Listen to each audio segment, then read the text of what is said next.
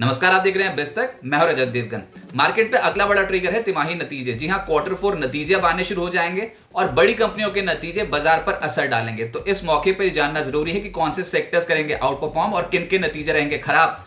इस वीडियो में आपको जरूर बताएंगे, शुरू से आखिर तक बिस्तक की ये रिपोर्ट आप जरूर देखिएगा। लेकिन सबसे पहले आपको ये बता दें, ये जो हमने रिपोर्ट बनाई है, दो ब्रोकिंग हाउसेस की रिपोर्ट से मिलाकर बनाई गई है, जिसमें मोतीलाल ओसवाल फाइनेंशियल सर्विसेज और एंटीक शामिल हैं। तो पहले मोतीलाल ओसवाल का अनुमान निफ्टी 50 कंपनियों पे क्या है वो आपको बताते हैं। क्वार्टर 4 में निफ्टी 50 कंपनियां जो है उनकी सेल्स फिगर एग्रीगेट टर्म्स में 9% बढ़ सकती है, एबिटा 9% और मुनाफा 6% बढ़ने का अनुमान है। ये मोतीलाल ओसवाल का अनुमान है। ये भी इस रिपोर्ट में लिखा है कि निफ्टी की 17 ऐसी कंपनियां होंगी जो क्वार्टर 4 में 20% से ज्यादा मुनाफे की ग्रोथ दिखाएंगी और निफ्टी की 15 ऐसी कंपनियां होंगी जिसमें क्वार्टर 4 मुनाफे में गिरावट देखने को मिलेगी। घरेलू साइक्लिकल सेक्टर्स से जुड़ी कंपनियां जो होंगी वो बेहतर करेंगी। मिसाल के तौर पे ऑटोज और बैंकिंग, ये दो ऐसे सेक्टर्स हैं जो प्रेफर्ड है, मोतीलाल ओसवाल के टॉप लिस्ट में है। ऑटो कंपनियों का मुनाफा 20% बढ़ेगा क्वार्टर 4 में और बैंकिंग का मुनाफा, निफ्टी कंपनियां जो हैं बैंकिंग की, उनका मुनाफा एग्रीगेट टर्म्स में 15% बढ़ता हुआ नजर आएगा। ग्लोबल साइक्लिकल से जुड़ी जो कंपनियां हैं वो डिसअपॉइंट करेंगी, यानी कि तेल गैस और मेटल्स। ये निफ्टी की जो कंपनियां होंगी उनके नतीजे उतने अच्छे नहीं रहेंगे। तेल गैस कंपनियों का मुनाफा 6% निफ्टी की कंपनियों का घटेगा और मेटल कंपनियों का मुनाफा 12% घटने का अनुमान है। हेल्थ केयर सेक्टर से जुड़ी जो कंपनी होंगी वो बहुत बेहतर कर सकती हैं। मुनाफा उनका 33% बढ़ेगा, निफ्टी के हेल्थ केयर और फार्मा स्टॉक्स की मैं बात कर रहा हूं। और साथ ही साथ सीमेंट सेक्टर से जुड़ी जो कंपनियां होंगी वहां पर 32% ग्रोथ का अनुमान बताया जा रहा है। इसमें निफ्टी से बाहर की कंपनियां भी शामिल हैं।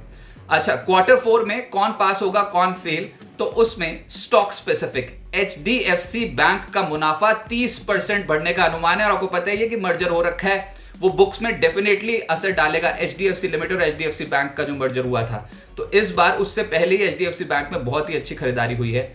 इसके अलावा ओएनजीसी, मारुति सुजुकी, कोल इंडिया, टाइटन, डॉक्टर रेड्डीज, इनका मुनाफा 20% से ज्यादा ग्रोथ दर्ज करेगा। एसबीआई का जो मुनाफा होगा उसमें 3% का डेंट पड़ सकता है और टाटा स्टील का मुनाफा 38% घट सकता है। इसके अलावा बीपीसीएल का मुनाफा 16% घटेगा और रिलायंस का मुनाफा लगभग 9% और जीएसडब्ल्यू स्टील का मुनाफा लगभग 58% घटने का अनुमान है। तो मेटल माइनिंग इस स्पेस में थोड़ा कंसर्न अभी भी है, क्योंकि ग्लोबल हेडविंड्स साफ तौर पे देखने को मिल रहे हैं। ये तो अब जाके कमोडिटीज की कीमतें एकदम से बढ़ी हैं, तो देखते हैं अगली तिमाही कैसी होगी। लेकिन ये तिमाही ऐसा लग रहा है कि मेटल्स के नाम नहीं रहेगी। क्वार्टर 4 में नतीजों से जो उम्मीद है एंटीक की, वो आपको बताते हैं। दूसरा ब्रोकिंग हाउस है जिसकी हमने रिपोर्ट ली, तो उसमें निफ्टी 50 की जो सेल्स फिगर्स हैं कंपनियों की, वो लगभग 7% बढ़ेगी। कामकाजी मुनाफा 6% और मुनाफा 6% बढ़ेगा। इसमें फाइनेंशियल और कमोडिटीज स्टॉक्स शामिल नहीं है।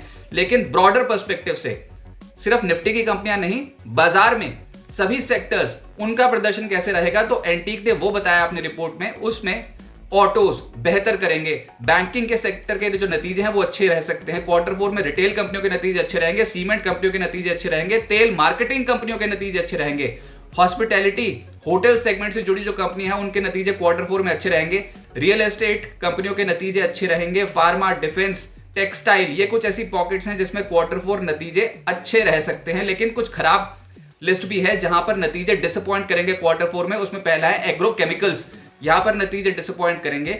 Metals, building material, utility, power, इन कंपनियों के नतीजे थोड़े फीके रह सकते हैं। एफएमसीजी और आईटी भी डिसअपॉइंट कर सकता है क्वार्टर 4 रिजल्ट्स में। लेकिन एंटीक कुछ स्पेसिफिक सेक्टर्स पे ओवरवेट है, जहां पर वो बोल रहे हैं कि अगर गिरावट आई तो फिर से खरीदारी का मौका होगा। उसमें इंडस्ट्रियल शामिल है, जिसमें डिफेंस और रेलवे कंपनियों को इंक्लूड करके इंडस्ट्रियल जो सेक्टर है उस पे वो ओवरवेट है। एंटीक सीमेंट सेक्टर से जुड़ी कंपनियों पे ओवरवेट है। यूटिलिटी भले ही क्वार्टर 4 में रिजल्ट्स उतने अच्छे ना आए, लेकिन ओवरवेट है। रियल एस्टेट सेक्टर पे ओवरवेट है एंटीक। ऑटो और तेल गैस कंपनियों पे भी ओवरवेट रेटिंग एंटीक की है।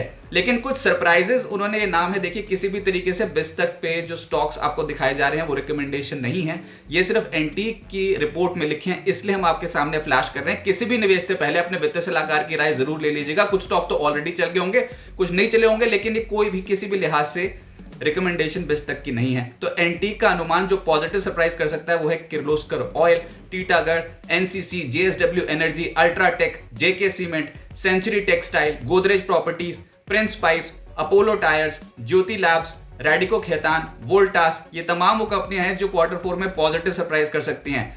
Shelley Hotels, Canara Bank, LIC, Mphasis, NMDC ये उनकी प्रायोरिटी लिस्ट में है, जो उनको लगता है कि इन कंपनियों के नतीजे अच्छे रह सकते हैं। Laurus labs, Zydus life, PI industries और KPR मिल। लेकिन नेगेटिव सरप्राइज वाली कंपनियां भी हैं, जिसमें UPL और JK लक्ष्मी सीमेंट का नाम हाईलाइट किया गया है। अच्छा, ओवरऑल नतीजे जैसे मर्जी हों, लेकिन निफ्टी पे क्या आउटलुक है, वो एंटीक की रिपोर्ट में भी एक हाईलाइट पॉइंट है। उनका ये कहना है कि FY24 में, जो कि ये फिस्कल अभी पीछे बीता है, इसमें निफ्टी का अनुमानित EPS है 964 रुपीज। FY25 में 1082 का अनुमानित EPS है और FY26 में 1245 का अनुमानित EPS है।